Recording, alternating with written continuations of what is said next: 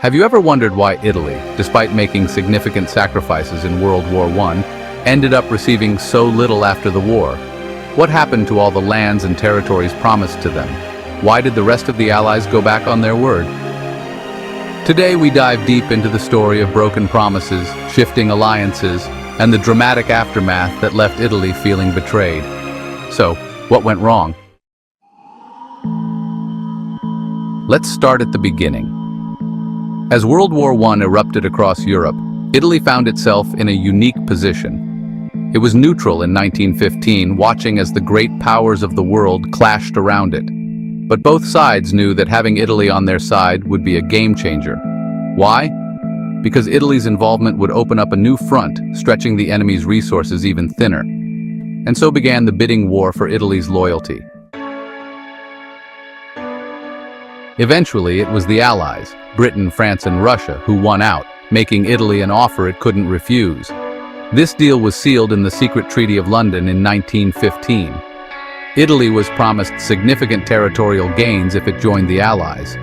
They were guaranteed territories in the Adriatic Sea, parts of Albania, and even lands in Anatolia and Africa after the fall of the Ottoman Empire. For Italy, a country with ambitions to become a major Mediterranean power, this was a golden opportunity. It seemed like a win-win fight alongside the Allies, and when the dust settles, reap the rewards. However, reality turned out to be far more complicated. The first sign of trouble came with the lands in southern Anatolia. You see, the problem was that these lands weren't really the Allies to give away in the first place. When the Ottoman Empire collapsed, a new power emerged, the Turkish Republic. Led by Mustafa Kemal Ataturk, the Turks were not interested in letting anyone carve up their homeland. They fought fiercely to keep control, and ultimately, Italy got nothing from that part of the deal. But no matter, right? Italy would still get those lands in the Adriatic, as promised. Well, not quite.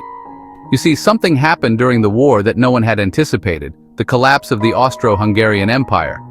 When the Treaty of London was signed, the expectation was that Italy would take these lands from a weakened Habsburg Empire.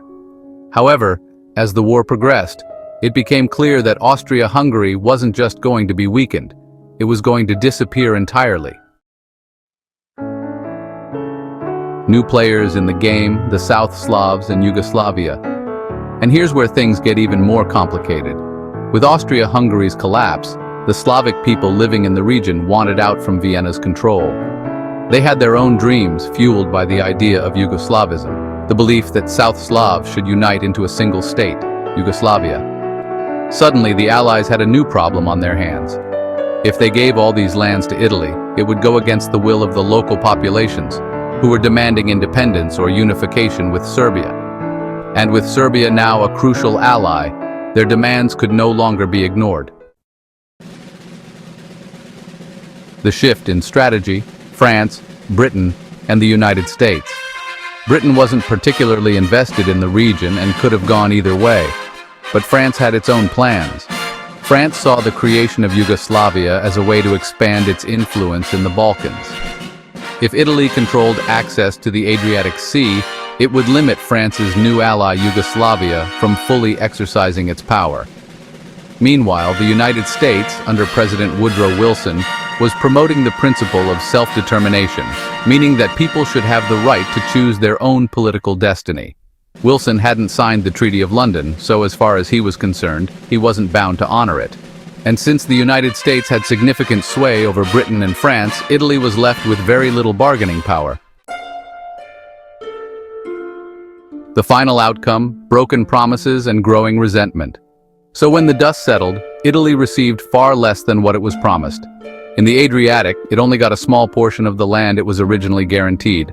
As for Africa, just a few minor adjustments to its colonies, nothing more. For Italy, it was a slap in the face, a broken promise that stirred anger and resentment towards the Allies, especially Britain, France, and the United States. These feelings of betrayal would fester and grow, contributing to the internal strife that would later lead to the rise of fascism under Mussolini. Closing thoughts.